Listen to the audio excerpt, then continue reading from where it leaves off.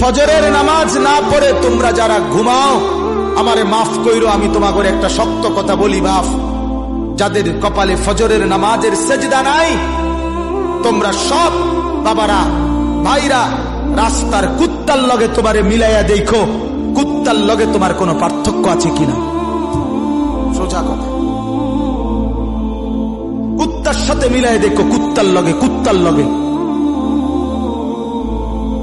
ওই জানোয়ার শুধু ঘুমায়, ওই জানোয়ার পেশাব পায়খানা করে, ওই জানোয়ার খাবার খায়, ওই জানোয়ার যৌবনের যৌন চাহিদা পূরণ করে।